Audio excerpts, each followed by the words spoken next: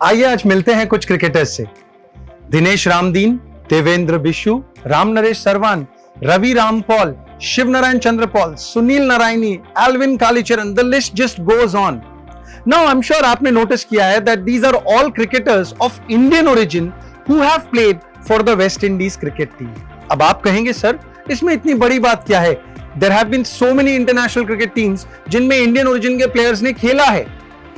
Well, but if you look at the West Indies side of the story, things are a little interesting. In fact, आज तक West Indies test cricket team के लिए 325 players ने खेला है, जिसमें से you would be surprised to know more than 35 have been of Indian origin. यानी कि 10% से ज्यादा वेस्ट इंडीज क्रिकेट टीम जो थी वो इंडियन ओरिजिन के प्लेयर्स ने बनाई। अब ये कैसे हो सकता है? कहां इंडिया, कहां West Indies? How is it possible that ऐतिहासिक तौर पे 10% से ज्यादा क्रिकेटर्स हम उनके कंट्रीब्यूट कर रहे थे?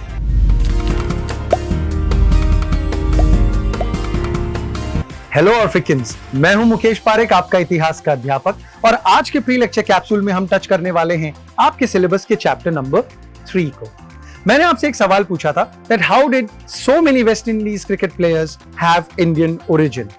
वेल, इस गुत्थी को सुलझाने वाला राज है इंडेंचर्ड और contract labourers.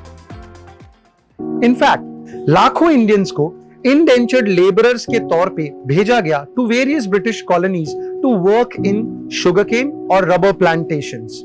This practice of indentured service became very popular after slavery was banned and the East India Company needed to replace these slaves with the help of cheap labor.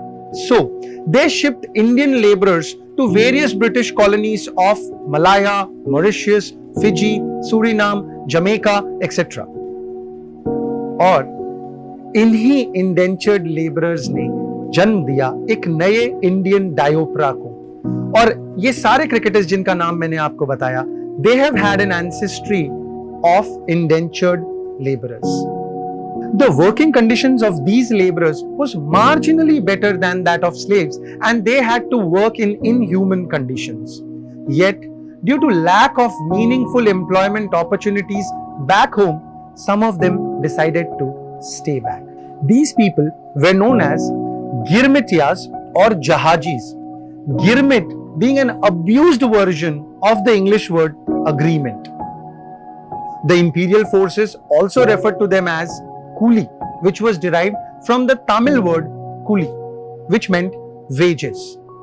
Well, the story of these Jahajis is probably an untold story of the greed of an empire which had no concern for the plight of its so-called subjects.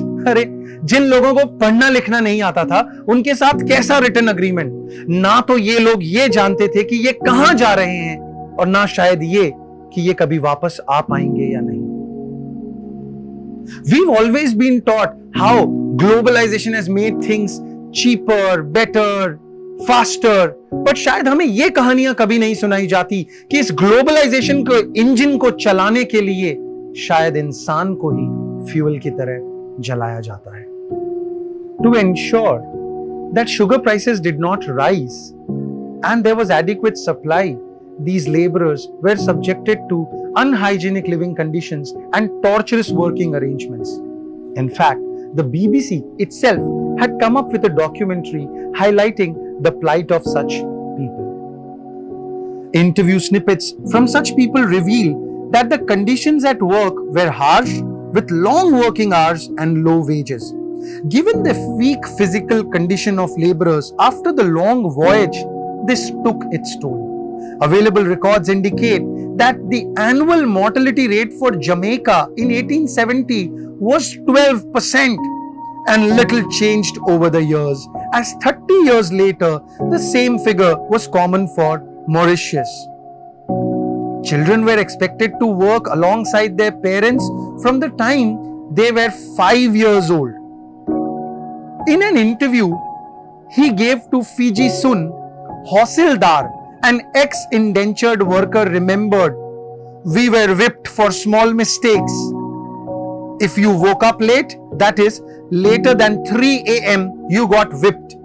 No matter what happened, whether there was rain or thunder, you had to work. We were here to work, and work we had to do. Otherwise, we were abused and beaten. There are also records that about 7% of the indentured laborers who built the Kenya-Uganda railways died during their contract. According to historian Hugh Tinker, man-eating lions frequented the railway construction brigades on several occasions, killing hundreds of workers. Many of these workers tried to escape their harsh life, but were recaptured and imprisoned. Their initial contract of 5 years were often doubled to 10 years for attempted desertion. आप इस table में देख सकते हैं कि कैसे massive numbers में Indian labourers को एक्सपोर्ट करा जा रहा था ब्रिटिश कॉलोनीज में. According to British data set, more than 1.5 million workers were exported out of India, but independent analysts peg that figure around 3.5 million workers. It was only in the year 1917 that this cruel practice was officially banned. ऐसे ही कई किस्सों से भरा हुआ है globalisation का इतिहास, और आप इन्हें जानेंगे in your in-class lecture. Till then, stay awesome. Bye-bye.